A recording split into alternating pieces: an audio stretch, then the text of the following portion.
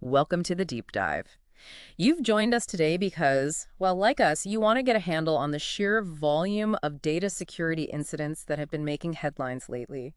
We've gone through a stack of reports, mostly from Mage Data's SecureFacts newsletter covering late 2024 and early 2025.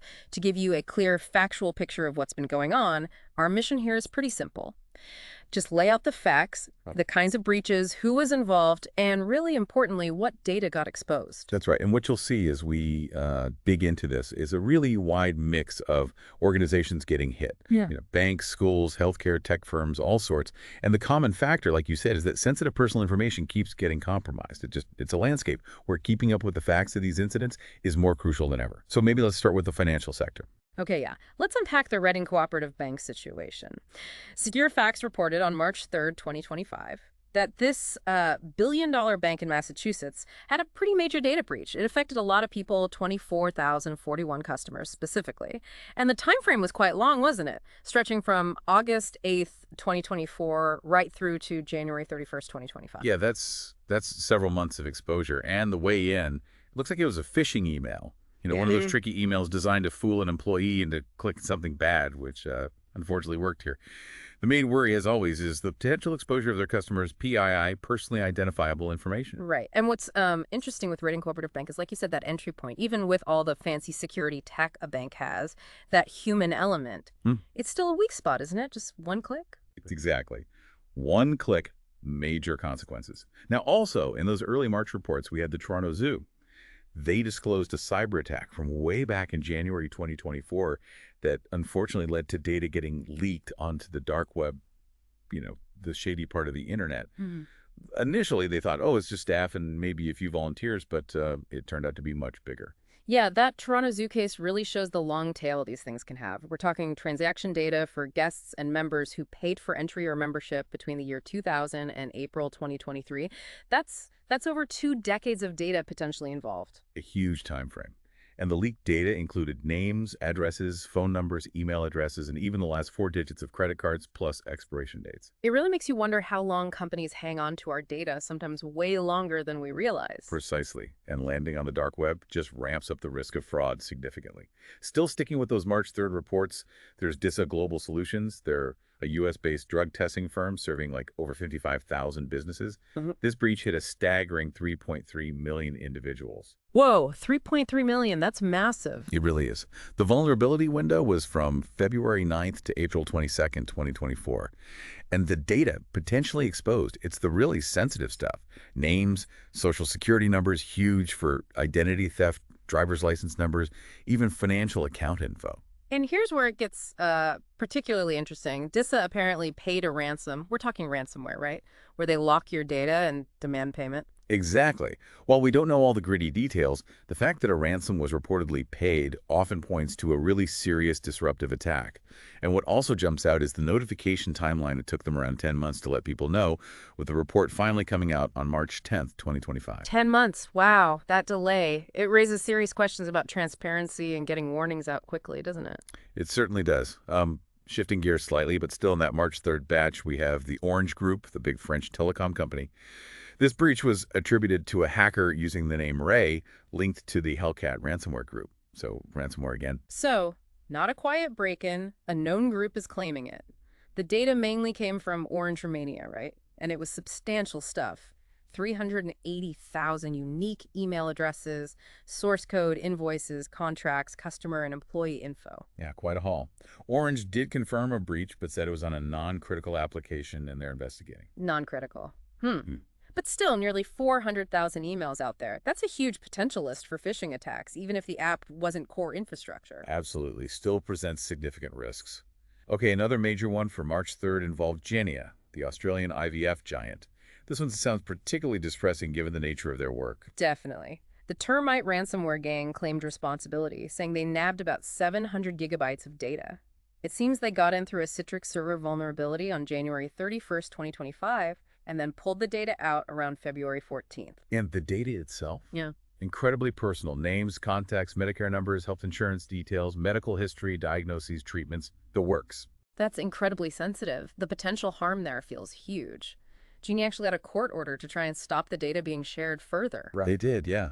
which really underlines how seriously they viewed the situation. And it's worth noting Termite is kind of a newer ransomware group on the scene, only really emerging in late 2024. Right. Okay, moving away from specific companies for a sec. There was also a finding reported on March 3rd by Truffle Security. They found almost 12,000 live API keys and passwords just exposed in an AI training dataset called Common Crawl. That's like 400 terabytes of web data? Yeah, it's pretty striking. Not stolen in a direct hack, but just Yeah. left out there in data used for AI training. We're talking AWS root keys, MailChimp API keys, Slack webhooks credentials that could give attackers serious access. And how'd they get there? Just developers hard coding them into website code? Pretty much hard coding them into front-end stuff like HTML and JavaScript, which Mhm. is, visible to anyone looking at the website source. A surprisingly common oversight, it seems. Okay, let's jump to the March 10th reports. NTT Communications, the Japanese telecom giant, also had a significant breach, hitting nearly 18,000 of their corporate clients. Right. This involved unauthorized access to their order information distribution system around early February 2025. Data like customer names, contacts, contract numbers, service usage info got compromised. Yeah. And they think it happened twice, once around Feb 5th, then again detected on the 15th. And NTT decided against individual notifications. They just made a public announcement. Yeah, which is an interesting choice. And this came after other recent issues for them, a DDoS attack in January 25 and another data breach back in May 2020. Suggests they might be a recurring target. Also on March 10th, Chicago Public Schools warned families about a breach affecting students, current and former, going back to the 2017-18 school year. This one was traced back to an attack on Clio, a third-party file transfer service CPS uses. The data access was apparently limited to student names and birth dates. CPS stated no social security numbers, financial, or health data was involved, which is, well, somewhat of a relief. Oh, relative relief, yeah. Still not great. Still on March 10th, another school, Riverdale Country School, an elite private school in the Bronx. This time, direct ransomware by a group called Ransom Hub. And they actually leaked the data, didn't they? 42 gigs onto the darknet. It did, reportedly containing personal info of students, parents, faculty contacts, medical details. The suspicion is the school didn't pay the ransom, so the attackers released the data. It really highlights the awful choices organizations face in these ransomware situations. Yeah, and it fits that pattern we're seeing attacks on schools, which hold so much sensitive family data. The March 10th reports also included news about the US DOJ charging Chinese state security officers and hackers from groups like APT27 and iSoon. This campaign went back to 2011. That's right, a long-term operation targeting U.S. federal and state agencies, foreign ministries, dissidents, even a religious organization. The details about iSoon acting for China's security services and selling stolen data were pretty eye-opening. They were reportedly selling compromised email access for thousands of dollars. So, state-sponsored hacking with a side of profit motive. And the U.S. response included charges, seizing domains, rewards, sanctions, a multi-pronged effort. Definitely trying to impose some consequences. Yeah. Now, circling back to the Toronto Zoo, there was an update on March 10th about that January 2024 attack. More details emerged. Right. What was new? The scope expanded. It wasn't just guests and members, but also past and present employees, volunteers, donors, names, addresses, emails, and for recent transactions, those last 4 card digits and expiry dates. And this time, the Akira ransomware group was named. They apparently leaked about 35 GB of the 133 GB they claimed to have stolen. Akira. That's different from the initial understanding, right? Shows how these investigations evolve. And Akira's been busy. Over 300 victims claimed, $42 million in ransom by April 2024. That's depressingly successful. It really is. We also got more details on the DISA Global Solutions breach on March 10th, just re-emphasizing that it started in February 24, went undetected for over 2 months. And the data again. SSNs, financial accounts, driver's licenses. The really critical stuff. Exactly. And for a company handling background checks, it's particularly concerning. That 10-month reporting delay still stands out too. Okay, moving to March 17th. The FTC reported record fraud losses in 2024, $12.5 billion, a 25% jump from the previous year. Yeah, and while that's not just data breaches, it's a crucial part of the context, right? It shows the financial fallout. Investment scams and imposter scams were the costliest. Interestingly, email was the top initial contact method, but phone scams led to higher individual losses. $12.5 billion. And the FTC thinks that's underreported. Just staggering. Also on March 17th, Kaspersky reported 2.3 million credit and debit cards leaked on the dark web from 2023-2024. Mostly due to infostealer malware infecting around 26 million Windows devices. About 1 in 14 infections resulted in bank card theft. Redline was the most common malware, but a newer one, RisePro targeting banking and crypto, is on the rise. And these spread through things like software cracks and game mods. Very. Now, PowerSchool, the education software company, linked to the CPS breach. More details came out on March 17th. Turns out their December 24 breach wasn't the first. They were hit in August and September 24 too, using the same compromised credentials. Same credentials. Wow. That points to a bigger issue. So names, addresses, SSNs, grades were taken in December, but maybe not leaked because they paid a ransom. That's the speculation, yeah. Yeah. No evidence of a leak. But the earlier breaches mean data from potentially 6,500 districts and 72 million students and teachers might have been stolen over months. The scale is just enormous. Truly massive. Also on March 17th, the Rivers Casino Philadelphia had a breach back in November 24. Attackers got names, SSNs, bank account details used for direct deposit. Yeah, specific to the Philly location. Notifications started late December 24. The Cicada 3301 ransomware group claimed it, saying they stole 2.56 terabytes and demanded ransom by mid-February 25. We don't know if the casino paid. Another ransomware hit. It seems relentless. And then Bank of America had an issue reported March 17th, not a hack, but a vendor mishandling physical documents. Exactly. Yeah. Happened back in December 24. A vendor failed to secure documents during transit.